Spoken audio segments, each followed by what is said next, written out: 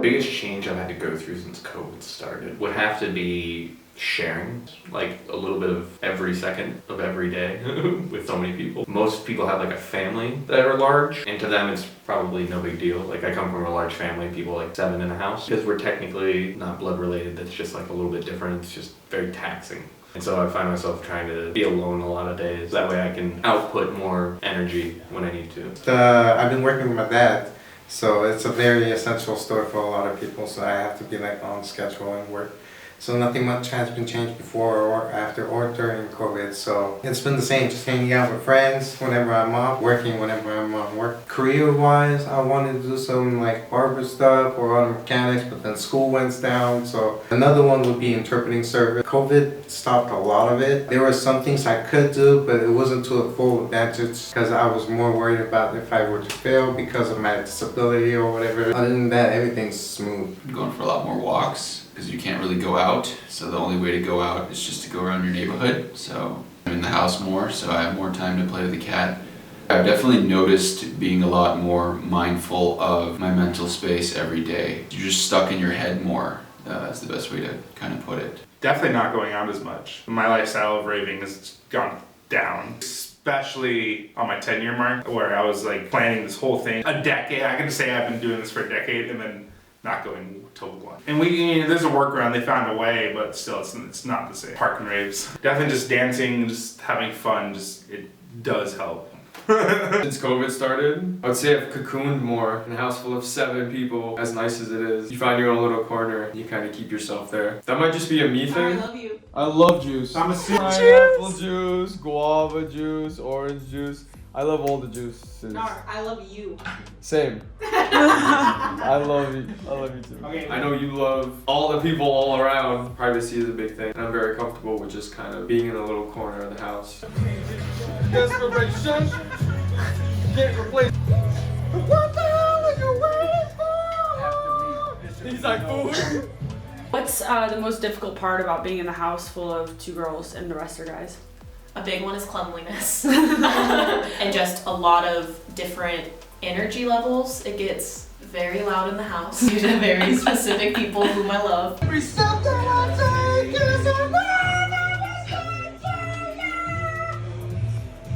It gets very loud because the world is in such a crazy place. Just a lot of different mindsets and opinions on what's going on around us, and a lot of experiences that contribute into that.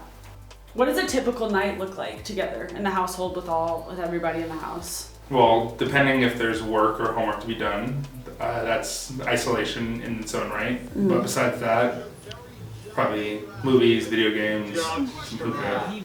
We usually use the garage and watch TV, any kind of TV stream service related stuff. That's why there's like a perfect circle of couches where everybody could just gather around. Another one would be like the living room area where people could watch like big screen stuff, like a massive movie like Justice League or Marvel or maybe Harry Potter if you could one day. Well, we all have masks on, so. Why? Yeah, I mean, usually we're hanging out, everyone has work to do. So everyone's together, but everyone's all over the place. It's nice to just kind of regroup, talk about kind of nothing, but also what you did in the day. I don't know, just hanging out, playing some video games. What video games?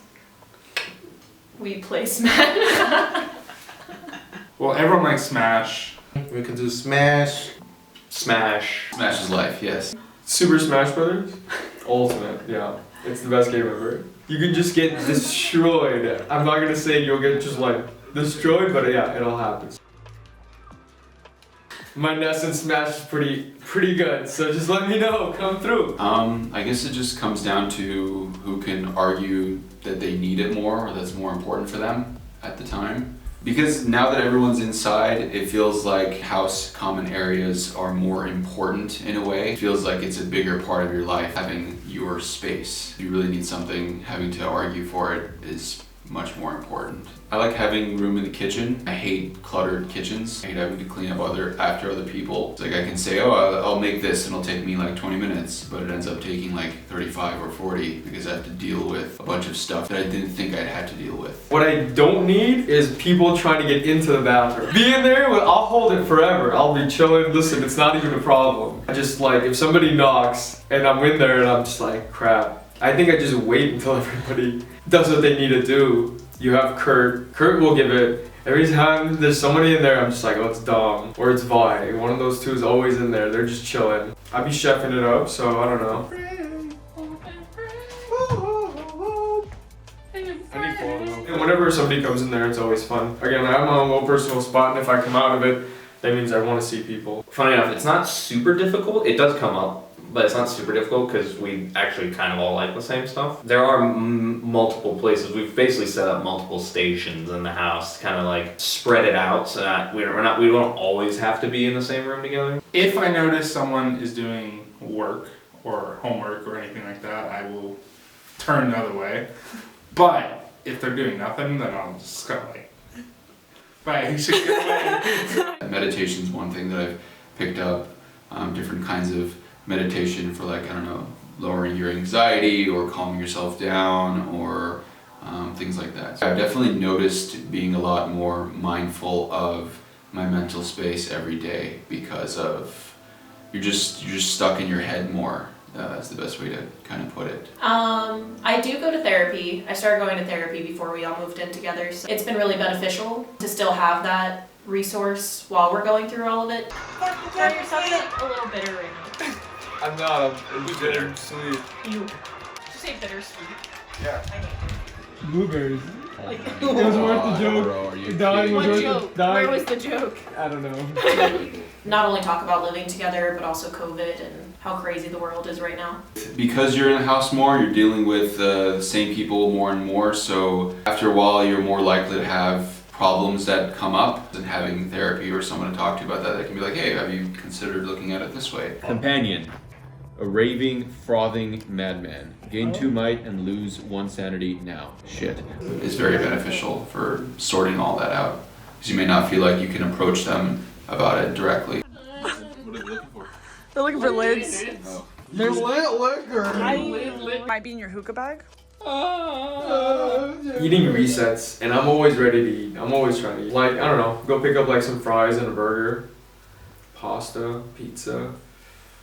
You getting hungry? Yeah, what are we doing later? Working on myself, you know, self-internalization. Even though there's a bunch of people, you know, sometimes sitting there just zoning out is my piece. Alone time to me could be just putting headphones on, even if it's with everyone in the same room. But if no one is directly needing my attention, I can consider that alone time, even for a few seconds, and just bank it. I get to a right amount. Conflict is if it's between one another and I'm just the opinion giver or whatever it is, I would be straightforward with them and be like, you should do this or you shouldn't. It's your advantage to take my opinion into your factor and figure out what do you want to do. I mean, I personally just ignore it. Go Sherbert. Go, sure. I usually just kind of go on a drive or leave and let everyone else figure it out. Well, it's nice that I live with all of you, because I think I've hand selected some people who are generally considerate. It's pretty easy, I would say, to voice a concern and have it be heard. Next thing is you make a joke out of it a couple of times. Turn. So can you sanity of 4, please? And if the joke lands, then everyone says the joke. And if everyone's saying the joke, then the behavior stops. If you're around people who listen, you can say it once or a million times, it'll still be heard. If you're around people who don't listen, doesn't matter how you say it, it won't get through. Dealing with issues in the house. I come from a big family and most of them were so confrontational. And I guess growing up watching it, I never wanted to be confrontational. I'm not confrontational to a point. I can only allow so much. My main motive method is shame them, but not in a direct way or a mean way. If somebody were to leave cans all over the house of soda that they didn't finish or whatever, they just didn't pick up the trash, I would walk into the room and be like, man, the trash that is piling up is disgusting. Whoever's doing it should really feel bad about it. And I would just leave. And everyone in the room thinks, oh man, I better pick up my own trash because I don't want to be gross. But that one person, they know, and they're like, he's on to me. It really depends on the person. If it's a person that's not as sensitive, then I'll normally talk to them. But If not, then I'll usually just try to move on because we're all stuck together. So it's hard to have disagreements. Be patient. Know that there's ways to get away from a bad situation, even if it's just going on a drive, walking downstairs to go sit down on the grass for a little bit, just to kind of get away. Don't cause beef. Why have drama? There's no reason. Everyone's gonna have drama. That's life. But like, be smart about it. Don't be dumb about it. Just be flexible with other people. If you're very strict in, let's say, your own rules, don't keep it to yourself. But if there's some rules that you gotta keep yourself. If you want to move forward, you need to push yourself to move forward. Or look at options and see what you can do through your life. You gotta see not just one road, but multiple roads. I don't mind the strains and stuff so much. I just think it's important to have people who either recognize those same strains or go through them as well and are making a conscious, active effort to get through those things. Because you're 20, you have no idea what's going on. You know, you're just trying to fucking hold on. So just enjoy not knowing what's happening. It's not a bad thing at all to have stuff to go through. It's probably a good thing because it means you're doing something, you're paying attention. Nar is dead. His item is one less person take. I got wrecked by the game. They didn't even do anything. I beat myself. So yeah, I mean, I've had my troubles, but I think they've, in a twisted way, made me far more considerate, aware, and far more capable than I was even 10 years ago. I guess my advice is, too bad. It's a good thing, you know? Have fun. Try to, whenever you can. I definitely try to prioritize self-care. And in that, I mean that we're in the middle of a pandemic, so it's not as easy as just going in retail therapy or just going to a restaurant or the normal things that people do to make them happy. Exercising, I personally go for a lot of drives with my windows down to kind of get some air. Visiting family when you can and when it's safe to do so. And just trying to be creative. Writing, drawing, coloring. I've been buying a lot of coloring books just because I find them fun. Just to try to get my mind off things or to try to forget about how crazy everything is right now. I would say if you've never tried therapy, you should definitely try therapy. Even people that don't necessarily have serious mental health issues can significantly benefit from therapy. Besides that, just having like a project or something you love to work on and keep yourself occupied can be a great source of strength throughout the day. Being forced inside, taking that time to see what it is that you like in life that you may have not necessarily had the time to do before because you're always outside, hanging out at restaurants, going out, doing whatever. Good time for self-reflection in that way. It's probably one of the only benefits of being cooped up indoors all the time. So clean up after yourself. Don't be afraid to pitch in more because you'll end up being able to enjoy and relax more. Also, try to always, when there's a problem in the group, either one-on-one with the person that you're having the problem with, obviously. It always leads down a bad road when people start like only talking about one person to one other person and people are like, who's talking shit to who and everything. So try to stay open about everything. At least you can try to.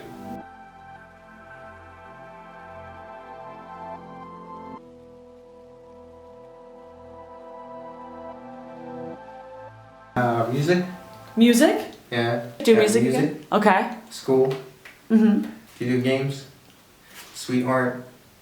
How are you? And how are you? How are One you? finger. How are you?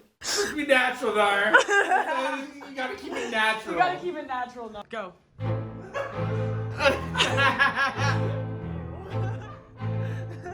Oh. Reset it every fucking Aww. There we go. Hot. Other people in the house about like your feelings or conversating about like issues or anything. Yes, You do? I feel comfortable. Do you have a certain way that you like to bring up issues? You can look at me if you want to. You don't have to look at that. You're like, what do I do? It's like if I just do this. House on the haunted hill for a board game, stuff like that. Betrayal. Betrayal on the house on the hill. That one. In the context of Smash, Uh-huh. Nar just turned by and he was like, just kill yourself. And I was like, I wish she was filming that. So. I don't know, I hate people, so